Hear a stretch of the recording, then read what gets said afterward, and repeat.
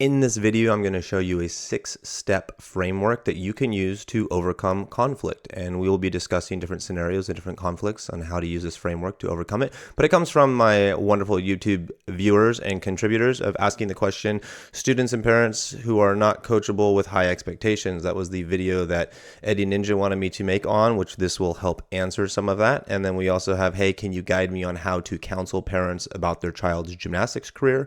Gymnastics is a long-term process and progress takes time. Some students leave early because parents expect quick results. How do you handle this since no one seems to be addressing it? So we're going to dive into this. It's not as straightforward as you'd like it to be in the sense of there's a lot of moving parts and pieces whenever we're dealing with a human being because each person is coming from a very unique perspective from their own life experiences. The framework is solid. The 6-step framework is solid. You can use it to navigate this. But for me to say how to apply the framework to your unique situation, I can't really say that because I don't know exactly all the nuances. But I'm going to hopefully help you understand this framework. We'll go through some scenarios so that you can practice it and then kind of maybe wrap your brain around it. Now, I tend to use the term winning mindset. I think winning mindset is an understanding of how we approach today will determine what happens tomorrow. And so for me, a winning mindset is making sure that we are successful in the now. The present is the most important place to be because that's where we are. So that's what it comes down to is when I think of winning, I don't think of like competition actually winning. I think about what I have achieved today and how does it build into my tomorrow and was it beneficial? To me, that's winning because winning over time, then winning competitions becomes a byproduct of how you win on a daily basis. Okay, so let's get into this. The 6-step framework, okay? 6 steps, pretty simple, nothing complicated, okay? We're gonna go through them, but before we can, we need to build some context. You have a physical self, a mental self, and an emotional self. And there's 3 versions of you, and they're all kind of coming together in a moment. Now, sometimes you might be more physically engaged, not mentally or emotionally engaged as much. Sometimes you might be more emotionally engaged and not physically or mentally, but you're still all 3 aspects of you are present. What you need to understand is when you're negotiating conflict, is that the brain, the mental, how it is wired, so the actual physical wiring, okay, will determine how you connect the emotions to the physical self or the physical to the emotions. So the brain, essentially, this wiring is essentially the bridge to the emotion and the physical self. That's what the brain is doing. So when we're addressing these conflicts, we're addressing essentially how the wiring paths are made in the person's brain and trying to help them create better paths so that they can align how they emotionally feel to what they are physically doing. Now, this is maybe a little anecdotal. I'm not going to provide, some sort of scientific study on this, but it's rung true for me over years and years of understanding this. My emotional energy will dictate my physical effort. So if I am emotionally in a good place and I have that drive emotionally, then my physical effort will follow that. And so we have to get the person's emotions on board. We have to get to the mental side, but the emotional side, we have to get that aligned with where we're trying to go. And when there is alignment, then the body follows that alignment. And so oftentimes the conflict comes, we see it in a physical sense, like the athlete's not trying, they're avoiding something, they don't give eye contact, you can't tell if they're actually listening. It becomes physical. We're reading physical signs. But those physical signs are actually telling us where they are emotionally, that they're emotionally disengaged. And the reason why they're emotionally disengaged is what we're going to use this framework for to help get them back on to becoming emotionally connected towards whatever goal or path or thing you're trying to achieve. We have to get them aligned physically and emotionally, but we're going to have to use how the brain thinks. So we're going to have to use perspective and we're going to have to shift perspective to get those 2 things to align to this goal that we're chasing. And so it's a little bit, it's a little bit heady, a little bit of thoughts, but we need to understand that this is the context of what we're dealing with. If you're not familiar with these conversations, you need to understand how these 3 things, these 3 states of yourself really interact. So let's go further into it. Okay. Now this seems a little off topic, but I want you to understand that The framework that I'm going to give you is not to be held as this rigid 1, 2, 3, 4, 5, 6, but you want to think about when and where each step applies itself. And so I want you to understand how we need to shift how we perceive reality, because when the way we perceive reality is going to determine how we address conflict. Okay, so solar system. Me as a kid, I grew up thinking that this is how the solar system was. Essentially, we're rotating around the sun. We got the planets, and they're just orbiting around the sun. And I just said, oh yeah, that's how it looks. And I just assumed that the sun is out there in outer space, and we're orbiting around it. And I was like, that's what it looks like. But that's not actually true. So my perception of what I thought it was happening is not actually connected to reality. And it's important because we need to understand how time, and whatever it is that we're doing relate to each other. And so I'm using this picture to kind of help you understand how we're going to pull this along. It's not 100% accurate, but it's mostly accurate in the sense of we are traveling through outer space in a direction. So the sun is traveling through outer space in a direction. And we are orbiting the sun as it is moving. And so we are moving across the horizontal line, but we're orbiting around that horizontal line axis because we're moving through time. And we need to understand this because every single problem is moving through time. In fact, every single problem comes from the position we were just previously in, which comes from the position we were just previously in. And so we need to understand that we are moving through time, and the state that we're in, are happy, are sad, are frustrated, are joyful, are feeling content, feeling anxious. All of this is just us spiraling around, okay, moving around us as we're moving through time. And so the closest thing I can say to you in the sense of maybe contextualizing this to the simplest concept and idea of when you are addressing conflict, I want you to imagine inside your head that the conflict is the person is showing up to the wrong season wearing the wrong clothes. It's like it's summertime and they're put on a fur jacket. And they want to wear a fur jacket. They're like, I want to wear a fur jacket. It's super thick, it's cozy, it's comfy, but it's 110 degrees outside. And they're mad that it's 110 degrees outside and they don't want to change their fur jacket. Conflict is something is showing up at the wrong phase in time. We're going through these cycles, right? Winter, spring, summer, fall. We're going through these seasons, but we're not just stagnant, like circling and not traveling anywhere. It's spiraling and we're traveling through time. And so the conflict is where we are in time is not matching up to the season we're also supposed to be in.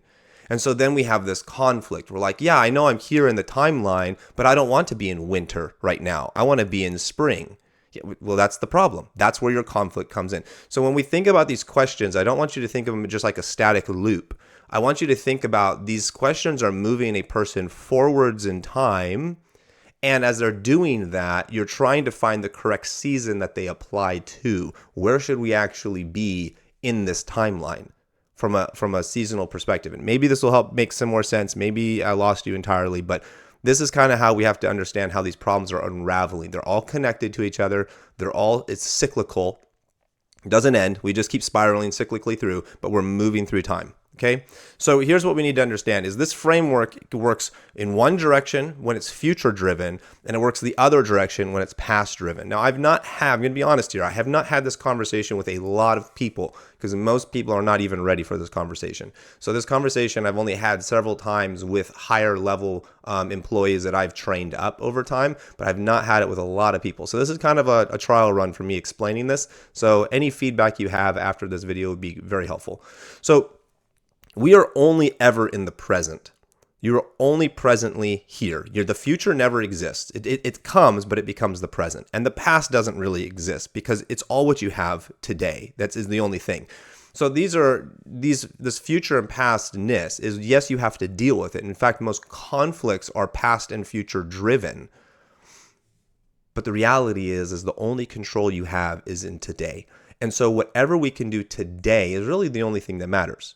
And so what we do today is going to be dictated based off of how we feel about the past or what we're afraid of about the future. But really it comes down to being present. So When we apply the framework to the future problems, we're going to be going through the order of 1, 2, 3, 4, 5, 6. But when we apply ourselves to the past, notice on the screen how it shows you you're in the present, always in the present. But when we look back at the past, we're going to see that 6 comes first, then 5, then 4, then 3, then 2, then 1, because we're looking backwards in time, considering the position that we're in. So this is very important to understand on how we unravel a problem. When we unravel a problem from the past, we're on the opposite side of the problem. So when we look back at it, we can't start at the very beginning. We have to go through the side that's closest to where we are. We have to go to, well, what happened yesterday, and then the day before, and then the day before. Yes, the problem started 2 weeks ago, but that's not connected to where we are right now. We need to unravel it according to our position. Okay, that's how the mind is going to work psychologically. That's how our brain has been wired. Our brain is wired about what happened yesterday. It's not worrying about what happened 2 weeks ago. And so we need to unlock all that information over time. So past-driven problems, future-driven problems. Okay, the different order. First question you're going to be asking is the why. So the why is just, why do you use your energy? This is resource driven. Every human being has resources, and the question is, why are you using your resources? Now, this is very fundamental and very important, because your fight or flight or freeze, the unconscious mechanisms that drive us to do things, the fear, it's all resource driven. It's all because we don't want to lose our resources. We don't want to run out of resources. You will eat food because you're hungry, because if you don't eat food, your body will die. So it's resource driven. You're thirsty, it's resource driven. And so we need to understand that everything is resource. At a fundamental base layer, before we get into desires and wants, it becomes resource driven. And the question is, what are you doing? Like, why are you using your resources? Because there has to be a reason. Because if you don't have a reason to use your resources, your body's going to be wanting to protect those resources. This is what a lot of anxiety becomes, or depression. It's your body shutting down, trying to find a way to protect its resources. It just doesn't know how. So it's looking for all these different ways. So why do you use your energy? This is the first question that you got to ask somebody. It's like, why are you putting in effort? Like, why are you even doing this? Because you're expending resources. So there needs to be it connected to something that's valuable, and that's more valuable than these resources that you're using. And so that's where we start with the why. Why are you doing this? It can be anything. So for a person, it can be any sort of answer. I'm doing it because I want to go to the Olympics. I'm doing this because I want to go to college gymnastics. I'm doing this because I want to compete level whatever. There can be any why. We don't need to judge it. We just want to know, what is the effort connected to? That's very important to understand, so that we can get context for everything else. We don't have to judge it. We just go, why are you using your energy? Why are you even doing this? What is this? Okay. And this leads into then the, what are you trying to achieve? So why are you using your resources? Okay, so I'm using my resources because I'm trying to learn this skill. Okay, well then what are you trying to achieve by learning this skill? Well, I'm trying to achieve going to this certain level. I'm trying to achieve, there's could be anything. What are you trying to achieve by using these resources? So you got the why, it connects into the what. What are you trying to achieve? Why are you using your resources? What are you trying to achieve? Okay, and then how do you plan on getting what you want? How do you plan on getting this? What's the plan? So you have a why. Why are you using your resources again? Okay, this is why you're doing it. So what are you trying to achieve? So that's what you're trying to achieve. Okay, and how are you planning on doing this? Like, what is your plan for this? Oh, I don't know what my plan is. Oh, interesting. Okay, you don't have a plan. Okay, well, when do you plan on acquiring what you want? Well, I don't have a plan, but I want it right now. Interesting. So you don't have a plan, but you want it right now. Those things do not align. Now we're finding conflict in how this, right? Remember I talked about these seasons. You have to have a why that makes sense. It has to go into your what, which makes sense. It has to go into your how. And then you find out they don't have a how, but they have a timeline. They have a when. You're in the wrong season. You don't even have a how. We need to go back into the correct season and find our how before we can even talk about the when. But you want to be there. You want to get into summer, but you haven't even passed through, spring. You're still in winter. How are you going to get to summer and skip spring? This doesn't make any sense. So what are you going to do there? Okay, but even if we get there, even if we get to wherever it is that you're trying to go, where are you going next? This is the part that it really opens up the scope. You have a conflict because somebody wants something, but they haven't even considered what they want after they get what they want. Most people haven't. So it's like, you want this thing, but then what? What next? What are you going to try to get after this? So where are you going after you get what you want? Because do I even know if I get what I want the way I get it? Is that even going to benefit me to where I'm actually trying to go after? Like, I could get to the next level, but does that prepare me for the level after that? And so some people are so short-sighted, they're like, I just wanted to do this level. It's like, great, okay, you go that level, and then all of a sudden they're there. They got the level they wanted, and they're not prepared for the next level. And then they're frustrated. Well, you shouldn't take all the shortcuts that didn't set you up for success in the long term. And so again, where are you going after? We need to know that before we can discuss really where this conflict is. So, okay, so where are you? Okay, so then this becomes the how do you wrap up everything and you connect the cycle. Okay, so who are you right now and who do you then need to become to make this happen? This connects the ends that basically loops back into the same thing. Okay, so who you are now is this, and then who you need to become is that. So then why? Then what about your why needs to change? Because if you need to become this person, then your why needs to shift so that you can actually become this person. And then what you're chasing needs to shift so you can become this person. And then how you're going to do it needs to shift so you can become this person. Because all these things that you're doing do not align with who you need to become. And so then it loops itself back through. Again, we need to now go through these questions and say, well, what do we need to shift to become the who we need to become? Most people don't realize they have to become somebody new. They have to become a better version of themselves. You should always demand the best version of a person so that they can become better. Most people don't demand the best version of a person. When I became a parent and I had children with my wife, obviously, and we have kids, and I said to her, you know what? This is to me a non-negotiable. We will give our family the best versions of ourselves. I grew up in a home and where I had parents and just people around me, just that I saw they would put on a certain appearance and a certain face to strangers. They put on their best self to strangers. And then they come home and they wouldn't be their best selves. And I'm just like, screw that idea. Like, that's like great that you're a stranger and all. And yes, I should, maybe be somewhat presentable, cordial, nice. But if I'm going to go home to my family, who I'm going to be stuck with the rest of my life, and I'm going to give them a lesser version of me, and I'm going to give you a better version of me, forget that. The people who are closest to me that spend the most time with me are going to get the best version of me first. I'm going to give them my resources first, the best version, and then everybody else can get whatever's left over. Coach athlete is the same type of understanding. Now, for me, I have the same understanding. If you're going to come in and I'm going to coach you and I'm going to give you my time and I'm giving you the best version of myself as a coach, you better show up and give me the best version of yourself. I'm not taking seconds. I don't want you went to school and you did the best version of yourself at school and then you came to practice and now I get the worst version of you. No, thank you. You get to show up and be the best version because I'm going to be the best version I've got today for you. You can do the same for me. It may not be my greatest. I might be a little tired. I might have, be a little low on energy. I may not, whatever it could be happening, but I'm still not going to allow myself to slip so far down that I'm still not giving my best right now. You will get my best, but I'm not going to rob somebody of my best. And then this is what I demand of my boys they're younger. And it's like, dude, you guys can give me your best version of yourself. Like, I don't need attitude. I don't need frustration. Like, that's not how you get what you want. You show up and give me your best version. So who do you need to become to get what you want? Do you get what you want by throwing a temper tantrum? Well, if I give it to you and you throw a temper tantrum and I give it to you, then yes, that is how you get what you want. And so now I'm teaching who you need to become. Who you need to become is a worse version of yourself to get what you want. If I'm allowing people to become the worst version of themselves to get what they want, then I'm the problem. So no, that's not how you get what you want. Not when you're around me. You better show up and be the best version of yourself because that's how you get what you want. If you don't want something, my kid, they'll throw temper tantrums, they'll have their issues, right? Because they're kids. They get frustrated or whatever. And I just straight up ask them, I say, is this how you're going to get what you want? And they're like, no. Great. If that's not how you're going to get what you want, why are you doing it? I don't know. Cool. Well, let me know when you're done. Just let me know when you're done. No big deal. I don't care. Take as long as you need. But when you're ready to show up and be the best version of yourself, come talk to me. Ask a question. Hey, Dad, can I do this? Can I have that? Ask a question and we'll talk about it. And we will move forwards from there. But I'm not moving forwards until I get the best version of you.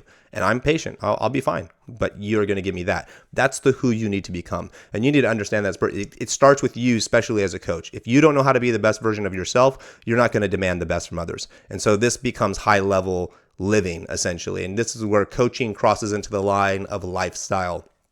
You do have to change who you are as a coach and become a better version of yourself so you can get better versions of athletes. This is a big challenge. Moving along. Okay, so future driven. This is the order of the questions. This is where we go into scenarios. I'm just going to talk stuff out, okay? It's kind of silly. I might do a good job, might do it bad. So let's say the conflict is a kid wants to level up. Future driven. They want to level up. I want to go to the next level. I'm a level 5, I want to go to level 6. I'm a level 7, I want to go to level 8. Whatever it is. Okay. So you're telling me is the reason why you're putting in effort today is so that you can go to the next level. That's what you're telling me, athlete. You know, parent meeting by the kid, whatever. It's like, so you're telling me that the reason why you show up to the gym and you put in effort is so you can go the next level. Just want to clarify. Kid goes, yeah, that's the reason why. Okay, so your effort is directly correlated to you going that level. So let's say you can't go that level. Are you going to stop trying? Well, no. Okay, so your effort isn't connected to the next level then. So what is your effort connected to? I don't know. Well, I want to be in gymnastics for more than 1 year. Okay, so your effort is multiple years. So you're actually showing up for multiple years. So going the next level doesn't really dictate whether you're going to be doing gymnastics the next year and the next year and the next year. No, it does not. Okay, well, that's good. So we need to understand why we want to go to the next level. It's clearly has nothing to do with really why you're putting forth effort, but we'll dig in deeper. So what are you really trying to achieve then? You want to go to the next level, but what are you trying to achieve by going the next level? I don't know. I just didn't want to go to the same level I was going. Well, what does that have to do with your future? You're going to be in gymnastics for another 4 years. Why does it matter if you go this level or that level? So what are you really trying to achieve? Well, my friends are going the next level and I want to be with my friends. Oh, that's what you're trying to achieve is it's a social thing. I want to be with my friends. I don't want to be left out. Okay, that's what you're trying to achieve. So that's your short-term thing. So your why you're putting in the effort and energy right now is because you want to be with your friends. That's what you want to do. And so when I see your effort and energy decrease, you're forgetting about your long-term goal. You're focused on your short-term goal and it's affecting your performance. Now I understand. Perfect. I have no problem with this. I get it. I get why you want to be with your friends. See, I'm not going to judge why a person is chasing these things. I'm not going to judge what season they're in and why they're thinking about. We're identifying. So then, okay, how do you plan on achieving this? So you want to go to the next level. You want to go because of your friends. How do you plan on achieving this? I don't know. I just do my skills. Okay, well, are you doing your skills? No. Are you doing your assignments? No. Are you doing the things I ask you? No. Are you avoiding things? Yeah. Are you afraid of something? Probably. I mean, there's the only reason why they're not going the next level or they're not ready for it, or they're not prepared for it is because they're not putting in the work.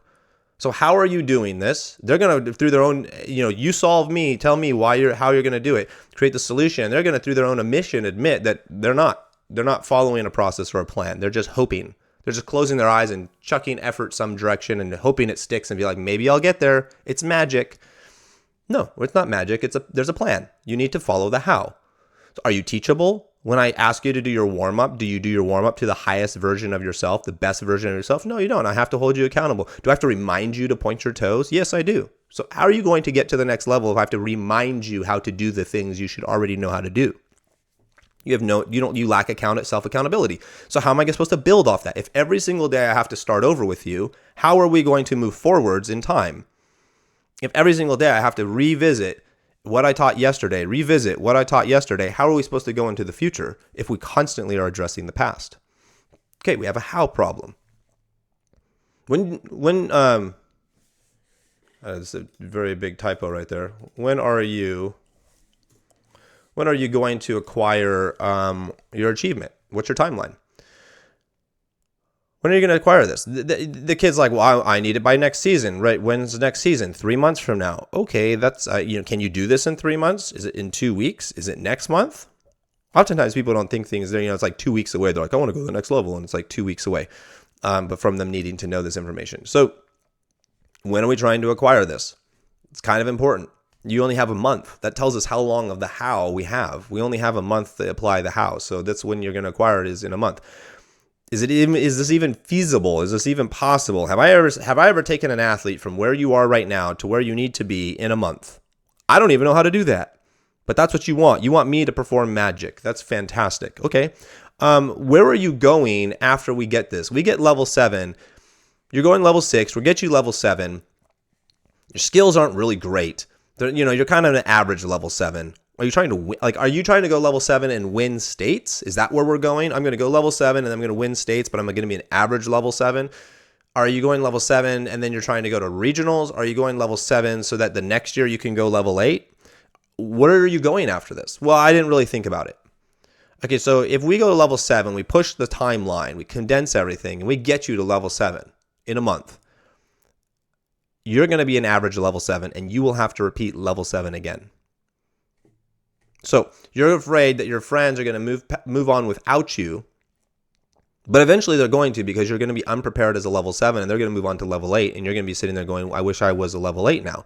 But you're going to be an average person. Now, where do you want to actually be? Well, I want to be, I have a 4-year, vision for myself. Okay, so if I'm an average level 7 and then I'm an average level 8, by the time you get to where you want to be in 4 years, you've just practiced being average. How do you know how to win? How do you know what it feels like to be successful? You've only allowed yourself to be average because you've been chasing somebody else's timeline instead of chasing your own timeline. What if we got you prepared? What if you went level 6 this year? We got you so prepared that by next year you actually had level 8 skills. So you only had to do level 7 one year. You could go level 8 the next year. It's the same thing, but now you're just better. And every experience you have is winning. Next year you'd be level 7, you would be winning. And then the following year you're already ahead of the curve. So then you go level 8 and you'd experience winning again. And so then you'd have 4 years of your life of knowing what it feels like to win. So that when by the time you're level 9 or 10, you actually are a successful level 9 or 10. Okay, so this is where timeline, where are we going next, applies to the how long is it going to take us there to get there. Who are you right now? Well, I'm a person who is impatient. I want something. You don't have to tell them that, obviously, but you're thinking about who are they right now. Who are you right now? Well, I'm not working as fast as I need to be. I don't get my numbers in as quickly as I should. I don't work hard enough. I don't get enough numbers in, take enough turns on bars. I avoid things, whatever it is. Who are you right now? Okay, and if you want this thing in a month, who are you going to have to become? An entirely different person. You take 5 turns every 10 minutes, type of thing. Like you do 5 turns in 10 minutes, which is not enough. I need 20 turns in 10 minutes type of thing. You're going to have to become an entirely different person. Can you do that? Kid's going to be like, yeah, I can. Really? They're not going to be able to do that. But now you guys have things to work with. You have things to work with in negotiating the conversation. We need to calibrate our why. We need to adjust what we might be trying to achieve. We need to figure out what the plan actually is and how we're going to do that and really nail it down. We need to identify when this is actually a realistic timeline within my limitations as a human being. I cannot magically make you something that you will not become because it's not possible. We need to understand where we're trying to go after that, and that does matter. And we need to understand who you're going to have to become to make that happen, and is that even a realistic expectation? The beauty of this is that this gives you 6 places for a person to not meet expectations, and it becomes their problem, not yours. Because you want them to have to solve their own problem. And then you want their own problems to expose themselves and be the reason why they did not achieve their goal. You do not want to be a gatekeeper. You do not want to be the reason why they couldn't go. I'm not the reason why you can't go level 7. Here's what you have to be able to do, though. You have to be able to hit this marker. You have to be able to hit this standard, these expectations. If you can't hit those, that's on you. But we're going to go through these 6 steps, and we're going to make sure that we got them ironed out and figured out, and then we're going to see if they're, realistic, and you can chase them, absolutely. But if time comes and you didn't become who you need to become, but the work was, the plan was there, with the timelines there, we know how hard you had to work, but you didn't do it, that's on you, it's not on me. And so you're removing the gatekeeping. I want to learn harder skills, same exact thing. So why do you apply effort? Just to learn harder skills? Yeah, these skills I have. Okay, so do you ever want to win at competition? That would be kind of good. Do you ever want to go the next level? I don't know. I guess, yeah. Do you ever want to make it to level 10 or the higher levels? Yeah. So how's this harder skill going to get you there? Like, who cares if you can do the harder skill if you get injured in the process, if you struggle constantly and you get defeated on a daily basis because you're just chucking it a million times and aren't successful? Like, why would you want to use your resources and jump into that struggle bus of just constant suffering and struggling to try to get the harder skill because it makes you feel better? How's it going to make you feel better? Well, I thought if I do harder skills, I'd be cool. That's like what they're thinking. Like, if I could do harder skills, people are going to think I'm cool. It's like, yeah, but you're not going to do harder skills. You're going to struggle to get harder skills. And the suffering is going to be greater than what you thought it was. And that's not going to feel any better. But okay, let's go with this is why you're applying your effort. So what you're trying to achieve is harder skills for the sake of feeling good about yourself. Because if you can do harder skills, it makes you feel like what you're doing is worth it. Okay, cool. So how do you plan to achieve these harder skills? How do you plan on doing it? Is your conditioning where it needs to be? Is your flexibility where it needs to be? Do you take warm up seriously? Do you take cool down seriously? Do you take all the little nuances? Do you fix corrections fast enough? Like, how do you plan on doing this? I give you corrections into having straight legs, on your glide, and you still bend your legs on your glide. I tell you head positions, but you don't actually fix them. So how are you going to do this? Are you going to be more teachable? I can get you harder skills. Hard skills are a byproduct of being teachable, but I don't know if you're going to be more teachable. So this is how we're going to have to do it. So this is what I need from you. Okay, and when are we planning to get these harder skills? Oh, you want them next week? Your preparation, your foundation is not even where it needs to be. This is going to take like a month. Do you have the patience for a month to work on hard to get these skills to progress? Because you're going to need a month to develop yourself and prove that you're teachable for a month before I allow unlocking, these new drills and whatever progressionary steps. I'm not going to allow that to happen until you can show that you're consistent. Do you even have the patience for a month? They're not even thinking about this stuff. Kids aren't even thinking about this. Parents aren't even thinking about this. Like, oh, that takes a month to get there. Yeah, I need this. And then if you, and then, in the process of learning harder skills, if you're going to take a vacation mid plan, you're going to decrease the momentum. You got to come back and build back up. So that's going to slow things down to getting these harder skills. So you can't miss practice. You can't leave practice early if you're trying to get these harder skills, because we need to build momentum off of what we're learning. And I can't keep starting over with you every single week, reminding you what you're supposed to do yesterday because you decided to forget. Right? Where are we going after these harder skills? You got the harder skills. Now what? They don't look good. They're not completable, but you got them. What are we going to do with them? Why are we trying to do them? Who do you need to be, to become to get these harder skills? More consistent, more predictable, easier to work with. Your attitude's got to shift. You got to stop eye rolling. You got to stop giving me body language that shows that you're, not interested in what I have to say because it doesn't benefit you. When reality is everything I'm telling you actually benefits your ability to learn harder skills. You just don't have a big enough vision to see that. And so there's all these little conflict points that you can say. These are areas that people will struggle with. Someone doesn't want to change. I want to do it the way I want to do it. Really, because you need to become somebody entirely different if you're going to do it within the timeline that's required, right? You're going to have to become someone entirely different if we're going to actually follow a plan and a process. Well, right. So this unlocks all these points of conflict that a person is wrestling with to shift their perspective because it's out of your control. You cannot, as a coach, change a person. You can't force them to change. When I went to therapy because I needed help at 28 years old to figure out how to be successful in life, the first thing they said is, I can't help you. You can help yourself. I'm going to give you the tools you need to help yourself, but I can't help you. It's like, yeah, I'm good. Give me the tools. I will help myself. That's it.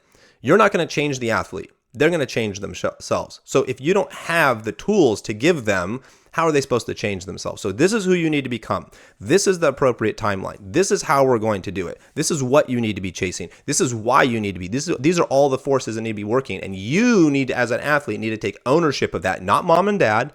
You need to take ownership of that. And then that's how you're going to get what you need to go. I don't want to repeat levels. It's just the same stuff, right? Why don't you want to repeat levels? So why are you putting in effort? You're putting in effort so you don't repeat levels. Okay, so what are you trying to achieve by not repeating levels? Oh, you're trying to go to the next level. Okay, but what do you really want after that? Okay, well, how do you plan on achieving this? Like, these are just the same exact type of questions and concerns. These are points of conflict that people have, and you can just go through this stuff. I need you to spot me more. Really? Okay, well, why do you apply your effort then? If you need me to spot you more, why are you putting in effort at all? Okay, so you're telling me that you're not putting in the most amount of effort you should be putting in because you think that you need me to spot you. So you're not going and owning your gymnastics. You're waiting for me to be the training wheels for you and own your gymnastics for you. Interesting. And what are you trying to achieve by me spotting you? Like, you're going to magically get the skill because I spot you? How are you going to get me to stop spotting you? Have you thought about that? So how do you plan to achieve this? I'm going to spot you more. Do you get your numbers in before it's time for me to spot you? Do you do your warm-ups and all your stuff fast enough so that there's more time for me to help you? Like, what are you doing to make this actually happen? Are you coming up and talking to me and saying, hey, I would like spot? Are you even communicating? Right? And are you even doing the progressions and the drills and the steps I need you to do successfully well, exceeding expectations so that I would want to spot you? Because why am I going to spot you on something if you can't even do the drills correctly? If you're not putting in the effort, when are you going to? So then, I spot you. What do you think? When do you think you're going to get the skill? If I spot, like, let's say I'm going to spot you and you get the skill in a month. Would it be any different than if I didn't spot you? Would you get the skill in a month also? And if I spot you for a certain time period, how long is it going to take for me to stop spotting you? Okay, so I spot you on the skill. Now I have to spend time of me going, hey, I don't need to spot you anymore. And how much time is that going to take? And is that time of me spotting you to not spotting you the same amount of time of me just never spotting you in the first place and you just learning how to do the skill by yourself? And which one is going to build more confidence in a person? A person who teaches themselves and has to learn it through themselves, or a person who has to be spotted? Because most skills don't have to be spotted. There are some that need it for safety purposes, but a lot of skills, majority of skills, especially at low levels, they don't have to be spotted. They can all be self-taught, which then builds confidence. Where are you going after you achieve this skill that you've been spotted on? Okay, so you want to go this, blah, blah, blah. Where you want to go leads into, if you need spot, I'm seeing this as a confidence thing. So you want me to be your confidence. You don't want to have confidence. You want me to be your confidence. I'm going to spot you. So really, I'm doing the skill. I'm your confidence. And then you want to go someplace that requires you to have confidence, but you haven't taught yourself how to be confident because you're always relying on me. How am I supposed to get you to higher levels when you lack confidence? Because I'm always your confidence. I'm your training wheels. You should be chasing to get rid of me so that you actually have confidence in yourself and ownership of self, instead of trying to always find a reason why you can't do something and that's why you need me. That's not a very confident person, a confident position. So who do you need to become? Well, you lack confidence right now. You don't believe in yourself. You lack confidence, and you need to become a more confident human being. How are we going to do that if I continue enabling you by spotting you and letting you take the easy way out when you could be doing the progressions with the correct amount of effort so that you could teach yourselves? You could be actually building confidence in yourself through the effort that you're putting in so that you become a confident person. And you're likely going to have athletes that you're going to say, look at so-and-so, look at so-and-so. Did I spot them to get those skills? No, they just got it themselves. They worked hard and bam, they got it. They didn't need spot. So why aren't you willing to work as hard as they were willing to work? That's who you need to become. That's how we got it. That's how they got there. Program's too expensive. You could go through the same exact thing. Future driven. I don't want to pay more money in the future. Really? Well, why are you paying money in the first place? Well, I want to get these things. Okay. Well, what are you trying to achieve by paying money? Well, I'm trying to go to the Olympics. Really? So you want to pay less money and try to go to the Olympics? Does that make sense? You're trying to pay less money and you want to go to, D1 college scholarship. You think that's going to make sense when all these other girls who are competing against you are willing to put in more and you want to put in less and you think you're going to show up at the same place, right? Same stuff. Okay, I want new choreography. Another point of conflict. Really? So you're going to apply your effort so that you can get new choreography. Well, okay, what are you trying to achieve? Well, I just wanted to have something different. I did that routine last year. Well, do you want to win? Well, yeah. How are you going to win with new choreography when you could be winning with choreography you're really comfortable with? And if we didn't do new choreography, you did the same choreography, we don't have to relearn something. We don't have to waste our time trying to fix it and make all the corrections because you're already familiar with it. We could be working on harder level skills to get us to higher levels because we don't have to spend our time worrying about something that's new. Now, I get it. I get why new choreography exists. But I mean, these are, again, negotiation things where it's like, and then how do you plan on achieving this new choreography? What's the timeline that's going to be? Okay, so you get this new choreography. It's going to take you, 2 weeks to learn? Well, that's 2 weeks of learning that we could have been spending on getting, whatever, your back handspring on a high beam or something else. But now we have to worry about new choreography and we don't get to put in the numbers on the skills. So now your skills that you have fear on get less time invested in them because choreography is becoming an issue. Blah, blah, blah, yada, yada. Now, for some people, it could totally flip. New choreography might get a person to get plugged in more and become more committed, where you're like, you know what, let's give you new choreography. We need to add some energy to the system. I need you to want to care more, so I'm going to give you that new choreography so that you actually are more excited and then you will try harder. It might be the total flip. That's a great idea. You know what? New choreography would make you apply more effort. New choreography would give you a reason to try to achieve something. New choreography would help us have a plan for if I give you a new choreography, well, you better make those skills look nice because your new choreography, so maybe I can leverage it. Doesn't have to always be a no. Sometimes it can be a great, this is a yes idea, but here's how we're going to do it, going through these steps. Past driven. Who are you now? Who must you become? It just goes in reverse order. Now, why reverse order? Well, let's go through some things, right? Let's say you favor athletes and somebody's like, you favor athletes and you always spend your time with them and you never spend your time with me. So they're looking at the past, okay? So you're telling me who you are right now has not improved and not gotten any better than who you were before. So you're in the same state. Well, no, I'm better. Okay, well, are you not as good as you want? Like, have you not made a significant enough change on who you are today compared to who you were previously? Like, how has my favoritism stopped you from your transformation? Okay, and maybe they're like, no, I've been stagnant. I have nothing, and the years happened, and I have not improved. Okay, maybe it is my favoritism. Let's dig deeper. Well, where are you going after this achievement? So you're stagnated. I get that. Why do we care about your stagnation? Where are we actually trying to go? Well, I'm trying to go, to the next level. I'm trying to go to level whatever it is. I want to be in gymnastics for 4 years, whatever it is. Okay, so that's what you're trying to achieve. So stagnation, and that's what you're trying to achieve. I can see the problem. That makes sense to me. Let's dig deeper though. So, when were you planning on getting there? So you're stagnant. You're the same person for the last year. Nothing's changed. We know what you're trying to achieve. When were you planning on getting there? Oh, well, in next year or whatever. Okay, so we know what our timeline is. Well, yeah, being stagnant for that amount of time is not going to help your timeline. If you're stagnant for a year and then you're stagnant for another year, that would be bad news. So we got to see, why were we stagnant? Okay, so what have we been working on? What has the plan been to get you there? Last year we started, and what was our plan to get you where you wanted to go? Well, we got to get conditioning, we got to get more flexible, and were we doing those things? Well, kind of, right? Okay, well, you did take a vacation, you did leave practice early. You haven't have you been putting in 100% effort? Do you put in 90% effort on the things, or only 85, 75? Are you inconsistent? Pretty soon you're going to find out that the how is not really happening. And they're going to be like, well, I'm not actually doing the how. Okay, well, what were we trying to achieve again? Well, we were trying to achieve this thing. Well, if we were not doing the how can we achieve the thing that we were doing? So then why were you putting in the effort in the first place? Well, I wasn't really putting in the effort I needed to associate to my why. Clearly, my effort was lower than what my why was, because I was not implementing the how.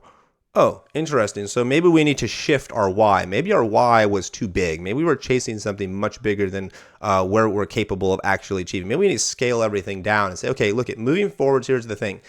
I'm not favoring athletes. That's not what's happening. You might see it that way, but here's what's really happening. The athletes that finish their assignments faster than the other athletes, I can go help them because they're done. When you don't finish your assignment fast enough, you still need to finish your assignment. I cannot do more for you until you finish your assignment. Or if I ask you to make a change and you roll your eyes at me, I'm not going to come back to you a second and third time and remind you. I'm going to let you have that problem until you decide to be more receptive.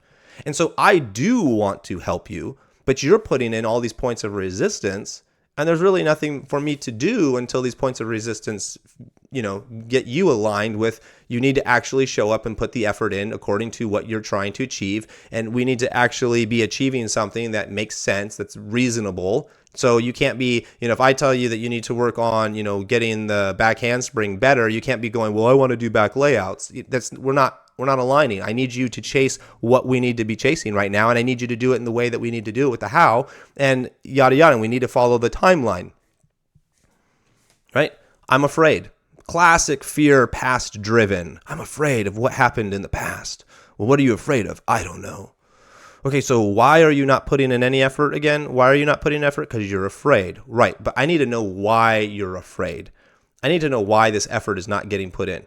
Like, why are you putting in resistant effort in, essentially? Well, we're not there yet, so that goes later. Sorry, got to go backwards again. Here we go. So who are we now? Who are we now is we're afraid. Who were we before? Not afraid. So we went from not afraid to afraid. That's not a good thing. Everyone can agree to that. Okay, well, that's what happened. I went from I'm afraid, I was not afraid. Okay, so let's dive into this. Where are you going? Where were we going? We were going from not afraid, and we did all these steps and progressions to try to get something else, but on our way to get there, something happened and we got afraid. So we were going someplace and something happened that stopped us, and bam, fear hit in. Maybe we were chasing something too big. Maybe we were chasing something we should not have been chasing. I don't know. Maybe. We just maybe. When were we trying to get to there? We were not afraid. We were chasing after something.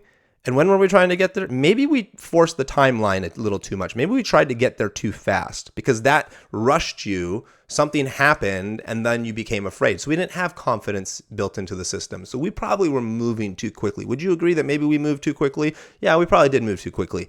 And what was our how? How were we trying to do this? Well, one, we were moving too quickly. But also, we didn't really do the appropriate steps because I was too afraid that you were going to quit. And so I skipped some steps because I didn't want you to quit. Or, you wanted to go to the next level. So I tried to force the timeline to make it happen. And boom, now we're afraid. Maybe we need to go back to a path and a timeline and a how that makes more sense to getting what we need to go and slow things down and not feel so anxious that we need to get it right now, but we need to get something successful right now, not chase this thing, but chase the right now. So we got to figure that out. What is it that how do we really need to be going about this? So then what do we really need to be chasing after? Well, right now we need to be chasing after how to not become afraid, which means we need to go back to how do we build confidence, which means we need to go back to what are we good at? Because when to overcome fear, you have to start with what are you good at? That's where it starts. What are you confident in, and how do we build out of that confidence? And so our why has to shift. So why are we putting in effort and energy? Well, right now you're not putting in any effort and energy because you're scared that you're going to die. So we need to understand why. Why are you afraid? Well, I'm afraid I'm going to land on my. You got to know why, because we're connecting that brain pattern. They need to know why. I'm going to land on my head. I'm doing a flyaway. I might hit my feet on the bars. I might miss my hands on a beam in a back handspring. Right? What is this why? Why are we not putting in effort and energy? Okay, so that's what we need to not be putting our effort and energy into, because that's what you're avoiding. So what we need to do is then we need to build our effort and energy in those areas in a way that we can be successful. Give an example of how I can shift the energy of how a person's applying themselves. They're too afraid to do a back handspring on a high beam because they might miss their hands and their hands will slip. That tells me they don't have enough effort and energy in the hand placement and knowing where they are. So our why needs to now be, okay, this is what we need to overcome: hand placement, confidence. So we're going to go to the floor. We're going to do a back handspring, and I want you to be able to see the ground with your eyes open before your hands make contact to the floor. And then I want you to be able to say a word before your hands make contact to the floor. And I want you to build a high level of awareness that I can see and I can say before my hands make contact. This connects our brain to saying, hey, I am in control. Now our why we're putting effort and energy in is we're putting effort and energy in to build confidence. That's what our why is. Why are we doing this? To get confident. Okay, so we're getting confident. What are we trying to get confident in? We're trying to get confident in hand placement. That's what we're trying to achieve. And how are we going to do this? Through visual sight and saying a word before our hands make contact. When are we going to acquire this achievement? Doesn't even matter. No timeline. Never apply anxiety to fear. So no timeline. We're not at rush. When it happens, it happens. We'll build confidence. We'll build confidence into it. So we're not in a rush. And where are we trying to go after we acquire this achievement? Once we can see the ground and we can then we'll worry about the low beam. And then once we can do it on the low beam, we'll worry about the high beam. And we're going to build confidence in it. And then who do you need to become? Well, you're going to have to become a person who's willing to slow down, a person who's willing to chase the nuances, a person who's willing to take the time to own your gymnastics further and realize that it's not a fear problem. We don't need to worry about that. It's a confidence issue. Build more confidence and you won't have an issue, because that's what we need to become confident in, right?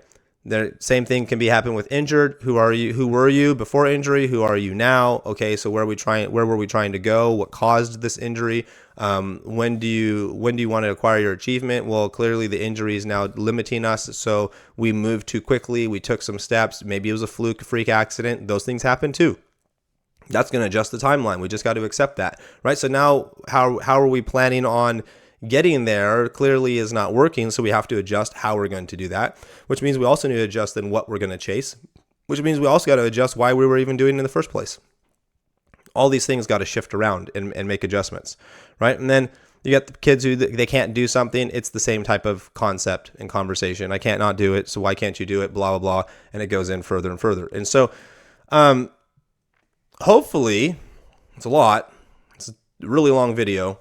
I apologize for talking so much, but this to me is what I consider a winning mindset, is understanding how to unravel. And I probably didn't do a great job at unraveling all these questions. This comes more natural for me when I'm in the moment with somebody. The questions don't have to always go in direct order. It's kind of unraveling, figuring out where you are and what phase and what season and what we're supposed to be chasing in that moment of conflict. But this is something you definitely have to practice and get good at. And you have to realize that you as the coach do not have to have the answers. You just have to come to an agreement on those 6 steps. We need to agree how we're going to do it. We need to agree why we're chasing it. We need to agree what we're chasing. We need to agree when we're going to get there. We need to agree who you're going to become. Because the job as the coach, you, is really just to hold the person accountable to them applying themselves to the process. That's your job. You're just holding them accountable to the thing they've agreed to. They agreed to do this, so you're holding them accountable for it. You're not the motivating factor. You're not the effort and energy. You're not the inspiration. That's not really you. People try to take on that role. That's not really what's going on. And that's where people start to get burnt out, because the coach puts in way more effort and energy and investment into the athlete than the athlete's willing to put in. And then the coach becomes all disgruntled, like, well, I'm doing all this stuff and they're not doing it. It's like, yeah, you're emotionally imbalanced at that point. The relationship is not, working correctly. There's no health there. What you have to do is realize that you have to come to an agreement on these 6 steps, and then your job as a coach is to hold them accountable, because that's what they want. They want those things, so you hold them accountable to it. So when they roll their eyes and get mad at you, say, hey, look, I don't want these things for you. It has nothing to do with what I want. It has everything to do with what you want. What I want is I want to help you get what you want. That's what I'm doing. So my job is to hold you accountable so you can get what you want. That's what I want for you. It's not, I want you to go level 7. It's you want to go level 7, and I want that for you because that's what you want. So I'm not gatekeeping here. I'm saying if that's what you want, then this is what you're going to have to do. And we agreed upon that, and now you need to show up and do it. My job is to hold you accountable and remind you, hey, remember what we're supposed to be doing? Hey, remember who you are and who you need to become? Hey, do you remember the timeline that we're trying to do this in? You can't slack off right now because we only have 2 more weeks. So I need you to keep working hard because 2 weeks is coming till our deadline, and you need to put in the work there. Your job is to hold them accountable. You have to do that by getting out of the emotional power struggle and getting into alignment with one another and saying, what do we agree upon on these things? You don't even have to like what they say. Don't give emotional responses to how they're thinking about it. Because at the end of the day, these 6 steps are not going to make sense when a person is coming from an irrational point. I want to go level 10, but I want to do it in 1 year, and I'm a level 5, and I don't want to work that hard, and I don't want to change who I mean, this is going to become, it's going to expose the irrationality of the entire problem. And so by doing that, you don't have to say anything. You're just like, does that make sense to you? Like, I don't even know how that makes sense. You can come from a position of curiosity and be like, explain this to me. Like, how does this work? And then they have to solve it. And by them looking at those puzzle pieces, they're like, yeah, that doesn't make sense either. Like, I don't know how I'd pull that off. You're like, yeah, not even the best athlete in our gym has ever achieved what you're trying to achieve. Like, it doesn't make any sense. That's the beauty of it. Is it takes away the power struggle, because you're basically saying, hey, I can't make this happen, but we can agree on what we want to happen, and then I can hold you accountable to it. I can do that, but I can't magically solve the timeline, solve how you put your effort and energy in, because you're chasing a different why than what I think that matters. I can't do any of that for you. I can only hold you accountable to it. They have to agree to it, and then them agree to putting forth the effort and energy. I have found that this is not a perfect presentation, but I have found that majority of this has always solved any parent conflict I have of an unreasonable parent. It just has. And it solved all the problems I've had with unreasonable athletes. Like, this is it. These are the questions, and the athletes figure this out. And once they understand that, boom, they're aligned with reality and things start to make sense. Unreasonable parents struggle with trying to solve this, because then they don't know how to solve this problem. I want this. Cool. Well, explain it to me. I want it on this timeline. Okay. Well, how are we going to pull that off? You guys take too many vacations. I don't know how we're going to get in the timeline. You show up more. That's fine. You want in that timeline? Okay. Well, do they work hard enough? Well, they should be able to work hard enough. I know they can. Cool. Come watch practice and tell me if you think they work hard enough to make this actually happen. Because I see them every day and they don't work hard enough to make this happen. If they can, if they will, fantastic. I'm on board. But we need to have an honest understanding that they don't work hard enough, and they're going to have to work hard enough. And we need to agree that they need to step their game up. Whatever it is, it's very self-evident. All this stuff is self-evident. When you look at these components and you see how they work together, how if one is off, the whole thing is off. It's very self-evident. When somebody's chasing a why that doesn't align with everything, it's self-evident. When somebody is not following the how and they're not putting in the effort and the work and the process, it's self-evident. And so that stuff becomes very easy to see. And once you train your your parents, your athletes, and once you train the coaches to look for these things to be like, hey, this is what's going to pull us out of an alignment, pretty soon you're just like, oh, it's not even a problem. It's just the fact that what we're doing these puzzle pieces don't make sense. So we need to renegotiate how we're going to fit these puzzle pieces together. All right, that's all I have to say for today. So obviously this was a long video. If you made it this far, I really appreciate you for watching my video this long. I value you, even if I don't know you personally and I don't know what you're going through. As a coach who's been doing this for 25 years, and I've gone through the suffering of banging my head against the wall, trying to get people on board, trying to convince people my ideas are good in the sense of athletes and parents, and struggling, I get it. And that suffering and that struggle and that frustration is real. And I just remember waking up every single day dealing with it. And I remember going, man, I know there's got to be a better way. It can't really be this complicated and challenging. And this is where I put my energy and effort in. I feel that. And like when I think about just what you might be going through, whatever it is you're going through, I can feel that energy inside me just being like, man, I just hate that so much. And the idea of having somebody else go through the same struggle and suffering I have is why I'm making this channel, because I want to prevent coaches from wasting years of their time just banging their head against the wall, having good intentions, putting in the effort and the work, doing a great job, and being awesome. Like you show up and you're like, I'm going to give my all, and then you just don't get the results you're wanting, and you're just like, wow, why is this not working? Why is there so much resistance? Why are we just stuck? Why are we plateaued? No one's gotten better for a month. Like, what is going on? And then you start scrambling, looking for all these answers and solutions. You start trying this and trying that to see if you can get anything to happen. I remember it, and I don't want that for anybody. And so that's what my YouTube channel is about. So I appreciate every person who's watching this video and made it this far. I appreciate every single person who's making comments on my videos. If you're liking, if you've subscribed, you matter. I'm trying to build a community, at least for a year. I'm going to dedicate my time for this year to build a community around helping people get out of this cycle of, I don't even know what to call it, but it's like a death spiral of coaching where coaches just burn out and they quit and they go do another job because they couldn't find the joy and the success and make it the effortlessness and really get into the flow.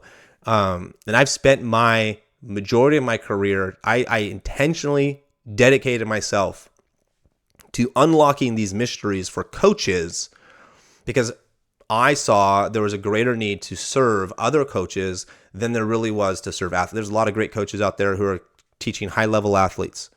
I'm like, I could go compete against those coaches and try to go, oh, I got a level 10 or a level 9 or some kid won states. Yeah, I could go do that.